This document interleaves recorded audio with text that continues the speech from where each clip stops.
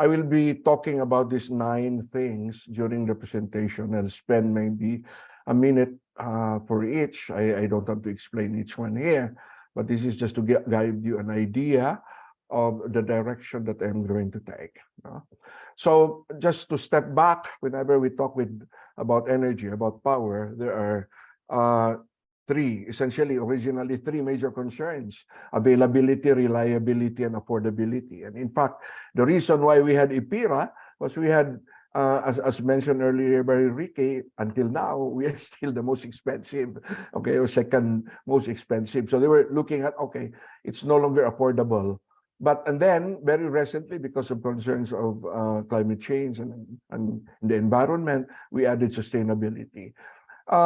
Just below that, I just show you one case, like it's case of Mindoro. It's amazing because the first one reported by the Philippine News Agency was actually in August 3rd, 2021, when they said government agencies to look into Mindoro power crisis, according to the palace. A year after, July 5, 2022, they were still talking about probe-eyed on Occidental Mindoro power crisis. By the way, if you look at April 21, 2023, Oriental Mindoro appeals for government Marcos action to power crisis. If you check it until now, that power problem has not been solved. Okay, so we have a problem, and because I think many of our audience here comes from the LGUs, I would just want to point out that whenever we have a power problem in our locality, I think the knee-jerk reaction for many of our local government leaders is to look at the national government and ask the national government to solve that problem for us. I'll leave that as a question, whether that is the best course of action to take, and then I can discuss it later. Now, why do we need to transition to renewable energy? I think that was the reasons before, but there is a new dimension, and it is a question of energy security. We thought before that we can easily import coal and oil, until that assumption was destroyed when there was war in Ukraine. And with the instability in the world right now, that issue about energy security is a major one for the country, especially that right now, I think only 22% of our energy mix comes from renewable energy. The rest of that comes from imported fuel. And so we are at risk. If we cannot import, we are done. Now, this is the Philippine Energy Plan 2020 to 2040. What I would like to highlight there is from 2020 to 2030, okay, from 15.2 gigawatts, it's now 29. It's projected to, our demand is projected to reach 29.1 gigawatts, practically double in 10 years. And then from 2030 to 2040, it's almost double, from 30 to 54.6. So we double practically every year. Now, the target of the plan is by 2030, our energy mix would increase to 35%. And then 50% by 2040. Now, what does it mean? If you get 35% RE share by 2030 and convert that, that is equivalent to around 10,195 megawatts. Okay? And then if we assume 55 billion or $1 million per megawatt, that is an investment worth 561 billion. If solar is equal to $1 million per megawatt. I'll move to 2040, and it is 50% share of a projected demand of by the time in 2040, 53.6, then we are talking of 25,327 megawatts. And if you multiply that again by $1 million, 55 million pesos, we are talking about an investment of 1.4 trillion. Now, question. Excuse me. If you are an LGU, if you are a governor, if you are a mayor, okay, you're a city mayor, and you look at these numbers, how do you position yourself? Do you look at it as an opportunity for the LGU or not? Okay, now remember, that's huge money. I'm just talking here of maybe 2 trillion worth of investments in a matter of, what, 20 years or even less.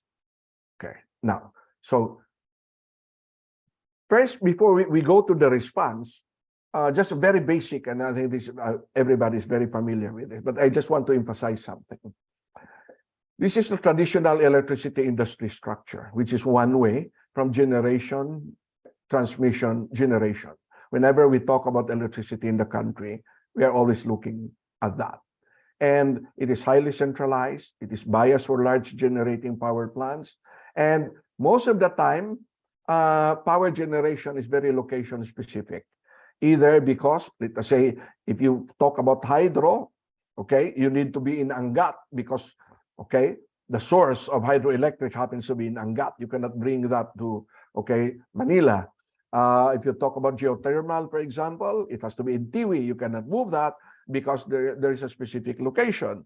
The same with coal, while theoretically you can move the coal plants, but in terms of economics and other social concerns, you have to put the coal plant away from population centers and make it accessible also to the delivery of coal, imported coal, so there's access to the sea. So many of the decisions with regards to electricity development were actually influenced by the location or the source of energy. But this thing is being challenged now. And it is challenged because of technology. No? I'll just show you this picture. This is the picture of my municipality. Unfortunately, when I was the mayor, I tried to ask if I can develop that our hydroelectric resource into a power plant. I was not allowed by then because at that time, the local government code was not yet approved. And then I was still a mayor. Actually, in 1992, I ended my term. And then the local government code was approved. It was already my vice mayor who was able to implement that. Okay, so there was a joint venture between our municipality, which owns 25% of that 3-megawatt plant, and then the Bohol Electric Cooperative one owns 75%. But if you ask ourselves, okay, out of the 47 municipalities of Bohol, there are only 3 municipalities which have hydros. Why is that? Because it depends on whether you have the river and you have the necessary source that you can develop. All of that changed because of technology. Because right now, if you look at how technology is doing, for the first time in human history, you can put a small power plant on the roof of your own house, which was not available before. Unlike hydro or even wind, where you have to get a survey of where you have a very good wind. Oh, the sun is available everywhere. And so from a very highly centralized way in which energy is generated and distributed, the industry now, because of technology, whether they like it or not, is moving into a distributed energy resources. This is the best analogy that we can think of in relation that we can compare is what happened in the communications industry. So before we only focused on mass media, and then all of a sudden came social media, where everybody became a source. That is what happened. So before there was only the big news outfits will be the source of the news. Now everybody could be a source of the news. And that is driven by technology. And that change in the electricity industry is actually driven by technology. So the sun is an energy resource available to all. And so there's no excuse now for a local government to say, hey, I cannot go into the energy industry because I don't have a source of geothermal or hydro. No, you have the sun, which is available to all of us. And so what do we see whenever we talk about solar? Most of the time, it is a large solar farm. A large solar farm follows the very traditional model of the industry. You are just replacing, for example, a coal plant with a large solar farm. But the way it is structured is the same. You have a large generation, then you need huge transmission, and then it goes to distribution. However, when you talk about rooftop solar, you reverse the entire process. You start at the end.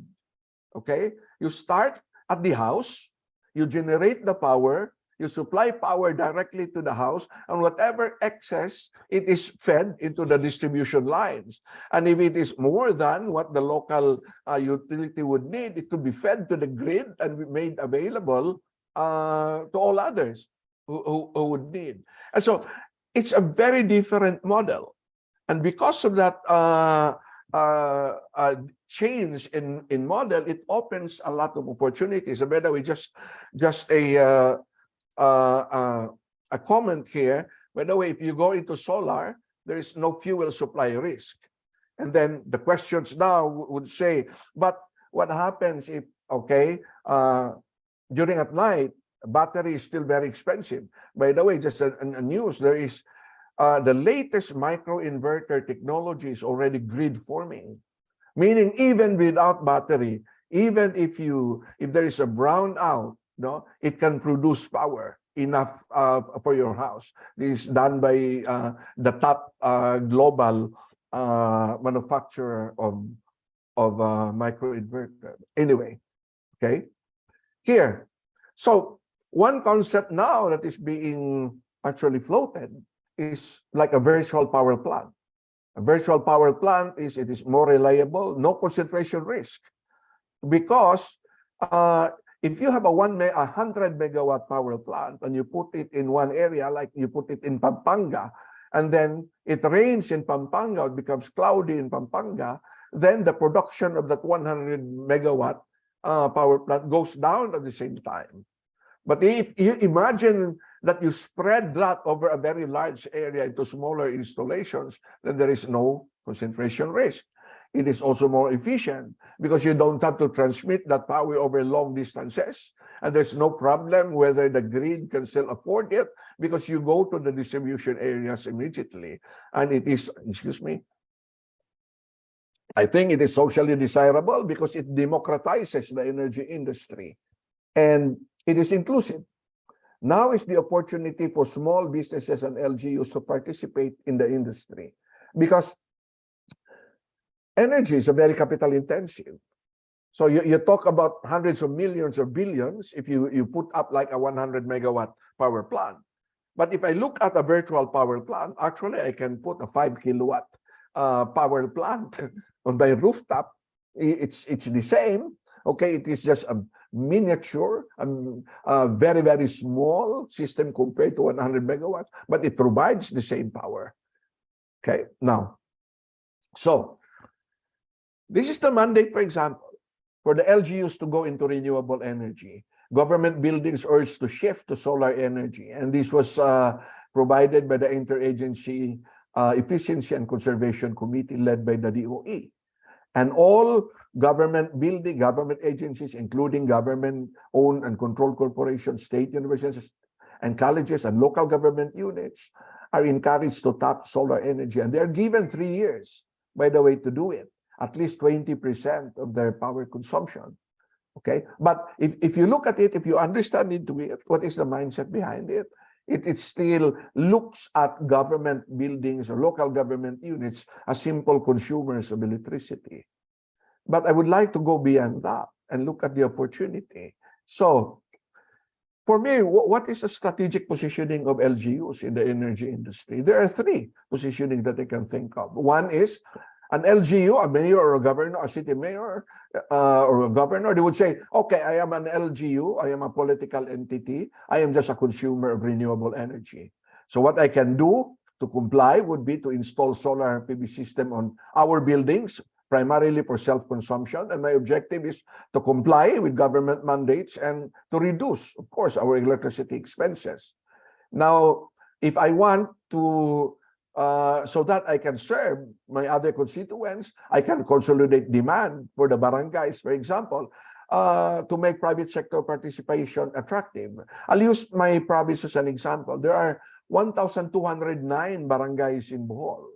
Just imagine if I deal with each one of them and submit a PPP to them, it doesn't make sense because these are very small installations of maybe, I don't know, maybe 10 kilowatts.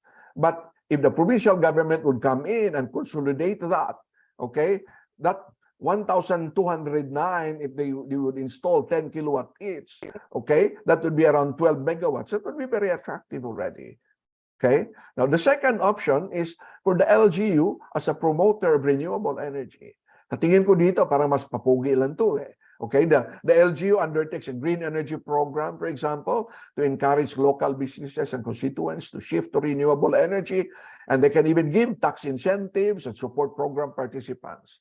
But I think the game changer for the LGU is this. The LGU goes into the renewable energy business. Just as the LGU operates a public market, an LGU operates a municipal water system. Why can't they operate their own renewable energy business? And there are two ways of doing it that I could think of. One is they would go into the traditional way, meaning they would install solar on the rooftop, consolidate all of that, and then work with the DU and then sell wholesale power to the rooftops. There is a model of this done in Romblon by Romblon Electric Cooperative by Rene, who is also a member of Center. What he did was the electric cooperative rented the rooftops of some of the barangay gyms, and the electric cooperative installed, I think, 50 kilowatts from the gym, direct, and then fed that power direct to the distribution lines of the electric cooperative. So what happens is, if I were the LGU, I could work with the electric cooperative and say, hey, I can make available all of my rooftops to you. Okay? The other one is think in terms of like agriculture. If I were a mayor, still, no, one thing that I can do, okay, is I'll borrow money from Land Bank, and then I would rent out to my constituents solar PV systems. Just like a local government chief executive can buy farm tractors and then rent them out to the constituents. If I can do that in agriculture and have farm tractors to help my constituents, instead of using Carabao, they rent the farm tractor from the LGU, why can't a family in my locality rent solar panels and inverters, install it in the rooftop, and then have power directly consumed from the system, and the rest will be fed to the grid by a net metering. This is exactly the same concept. But the problem is you need somebody to consolidate because somebody has to borrow a big amount. And so the LGU can say borrow 100 million from Land Bank or DBP and then distribute it or even channel it to local multipurpose cooperatives or microfinance institutions. In that way, they are now into the renewable energy business. So I think I would like to bring that discussion for the LGUs. Don't think only as a consumer of renewable energy. Think of how are you going to participate in a 1 trillion investment opportunity so that you can help generate income to your locality. So that's the only thing that I can do. The PPP is a legal framework. And by the way, based on experience, these are the things that I had successful PPP with a municipality in Bohol. And these are the things that I think is very important. Number one, the chief executive has to assign a trusted staff to work closely with the private proponent. Okay? Because it's very difficult to get an appointment with the mayor or governor. Second, they have to choose the PPP selection committee ASAP to discuss the details. We cannot discuss it with the mayor. We have to discuss it with the committee. And then both the LGU and the private sector must be very clear on the legal steps to follow. Ano yung step by step na gawin natin, nakaintindihan tayo. And then be transparent to the public sector proponent, a private sector proponent on what you want. Be transparent. Basta sabihin mo and then let us negotiate kung magkakaintindihan ba tayo o hindi. And then respect the time of everyone. We are all busy. Ang pinakamasakit para sa private sector proponent, pupunta ka sa isang office ng government, you are trying to help them. Maghintay ka na ang tagal-tagal pagkatapos canceled pa yung meeting mo. No? We are there to help. Kung if you say we meet this, just as if your mayor, if the governor comes to my office, sabihin ko, let's meet at 10 o'clock, I will clear all my schedule out of respect for that person. Ganun lang yung level. Okay? As much as possible, keep the ball on the court of the private sector. Huwag mo patagalin sa LGU. Kung natanggap nyo na, aksyonan nyo, ibalik nyo. so that the things will move faster. And then, please handle your internal politics, including the opposition. Ayaw namin ng politika. We just want to do business. Ganun lang po kasimple yun. So, thank you very much for that.